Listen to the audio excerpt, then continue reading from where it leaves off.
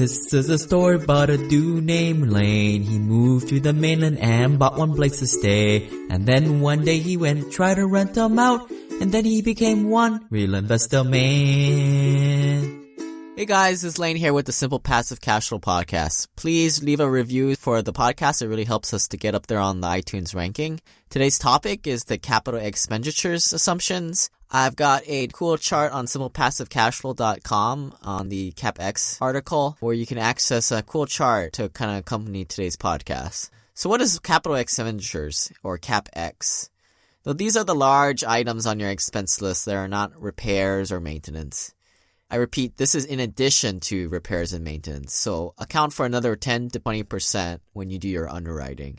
When you figure out how much your income is, I would deduct 10% for your property management, 10 to 20% for normal repairs and maintenance for minor components, and then an extra 10 to 20% for this CapEx expense. The CapEx is example for roof, water heaters, your HVAC, your flooring, paint, cabinets, landscaping, windows. Basically, really all the big things that break once in a blue moon. Here are 3 ways I calculate it, and pick which one resonates with you most. The first way is to use 1 month's rent. This is what my unsophisticated first property manager said, and it kind of works. The second way is to use 10 to 15% of your income. This is what I kind of do now. Although when I purchase a property, I try to repair all these big components up front so I don't have to worry about CapEx for the first few years. So a pro tip here for you guys. I do this so I can finance in the upfront improvements. Now it's a little tricky and in some ways it's kind of considered mortgage fraud, but try to work with your seller to get a lot of the big issues taken care of before you purchase it. An example would be fixing the roof. By having the seller fix it for $5,000, for example, you can finance that extra $5,000 in your mortgage if you were able to bump up the price and get the appraisal to meet your price.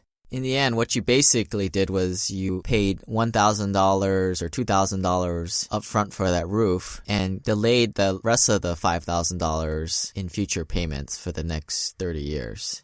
The third way of calculating CapEx is to spend a few minutes and build your own spreadsheet.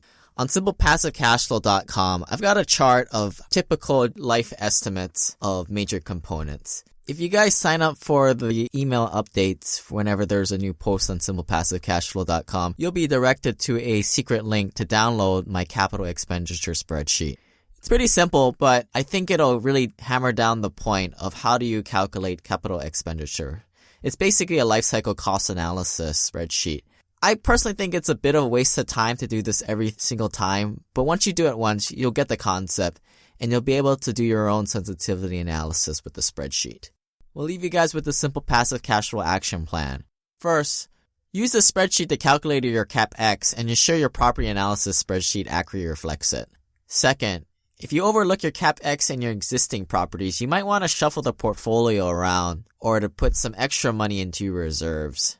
That's it. We'll see you guys next time. Bye.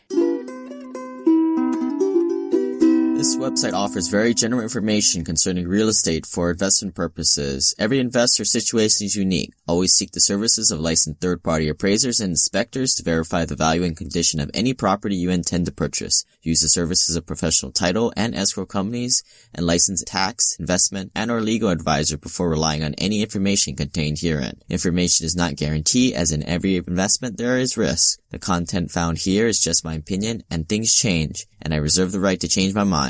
Above all else, do your own analysis and think for yourself, because in the end, you are the only person who is going to look out for your best interests.